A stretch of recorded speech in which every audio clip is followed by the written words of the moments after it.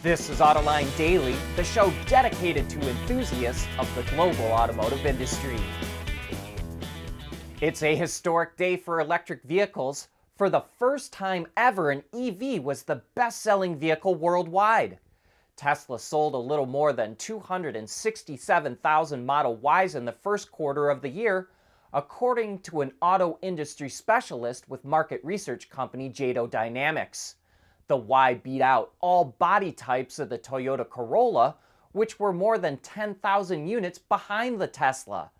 But Toyota will likely retain its spot as the top automaker for the full year.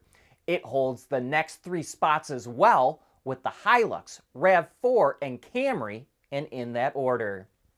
Speaking of Tesla, it's giving Ford access to its Supercharger network. And not only that, in 2025, Ford will start equipping its EVs with Tesla's style of charging port, which it now calls the North American Charging Standard.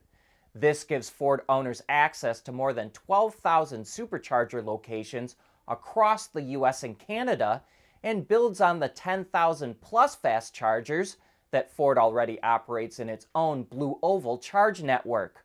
Ford claims that its owners now have access to the largest charging network in the US and Canada. It's no secret that Tesla Superchargers provide the most consistent and reliable experience. And Ford CEO Jim Farley says, quote, "Widespread access to fast charging is absolutely vital to our growth as an EV brand."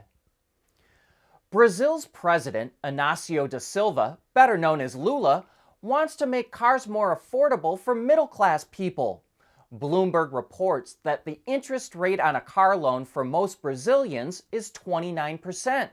So Lula is handing out tax breaks of about 11% on cars that cost less than $24,000. That will drop the cost of the cheapest cars to about $12,000. Brazil is a tough place for legacy automakers to make a profit. Ford closed its assembly operations there in 2019. Mercedes sold its plant to Great Wall last year, and Toyota will pull out this year. But Chinese automakers see big opportunities in Brazil.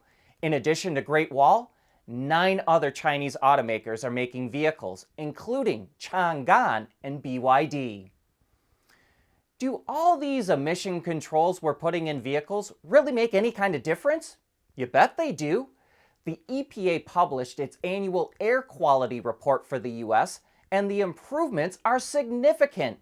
Compared to 1970, the 6 key air pollutants that the EPA tracks are down 78%. Since 1990, carbon dioxide is down 81%. Since the year 2000, 2.5 micron particulate matter, what they call PM 2.5, is down 42%. And since 2010, lead in the air is down 88%. NOx, sulfur dioxide, and ozone are also down dramatically.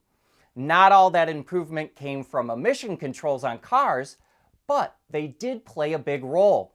And the economy kept on growing even as air quality regulations were tightened up.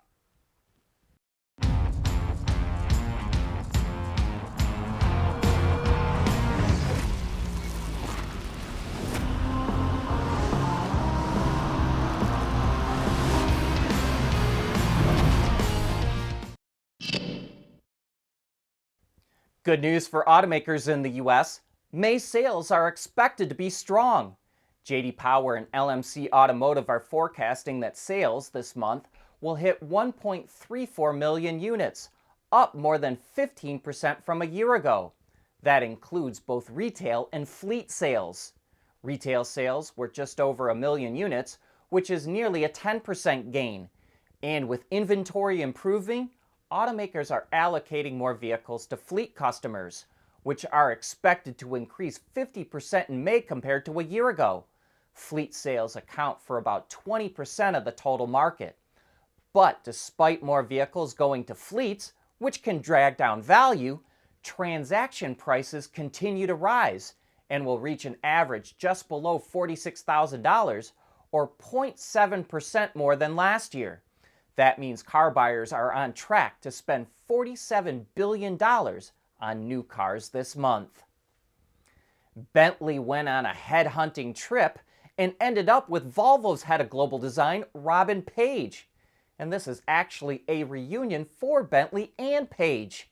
Before joining Volvo, he was head of interior design at Bentley from 2001 to 2013 and was involved with the Continental GT, Mulsanne, and the state limousine for the Royal Monarch.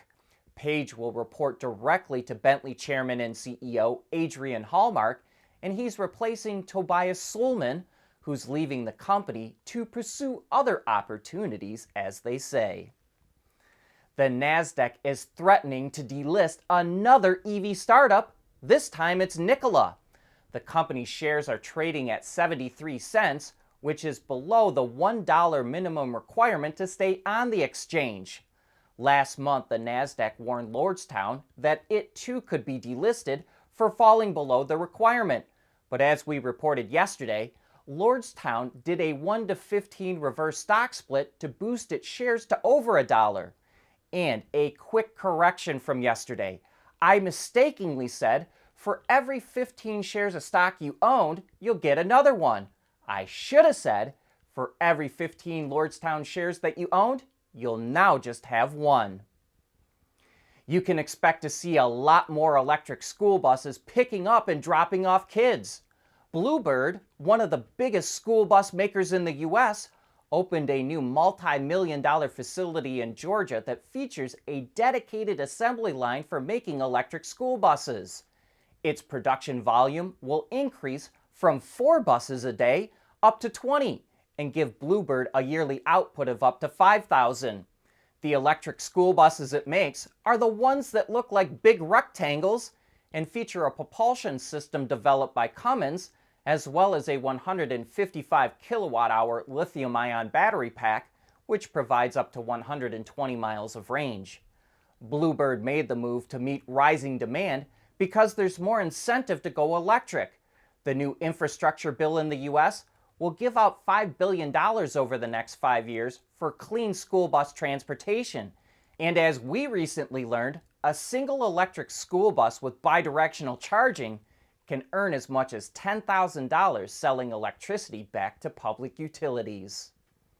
Some car companies didn't start out as car companies. Peugeot traces its roots back to 1810 as a steel foundry making hand tools.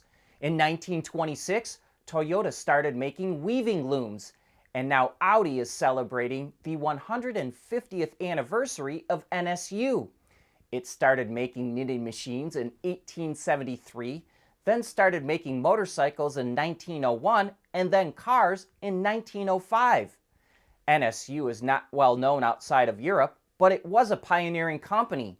It was the first automaker to use Wankel engines when its Row 80 sedan came out in 1967. In fact, Mazda licensed the right to use Wankels from NSU. But the Wankel almost bankrupted NSU, and in 1969 Volkswagen bought it and later merged it with Audi. And that's why Audi is celebrating the 150th anniversary of NSU. I hope you enjoyed that little history lesson, and I hope you have a great weekend. And because of the Memorial Day holiday on Monday in the U.S., we'll actually see you back here next Tuesday.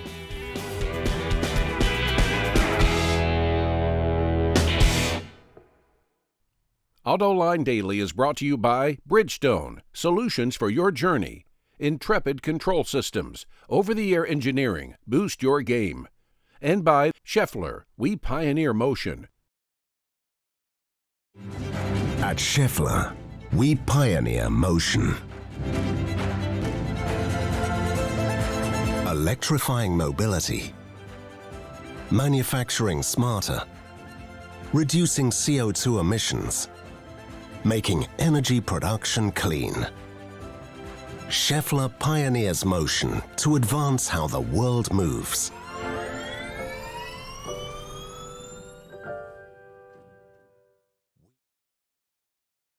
We want to know what drives your testing. OTA, connected car, diagnostics, remote testing. Intrepid Control Systems is here to help you work from anywhere. Intrepid Control Systems, driven by your data.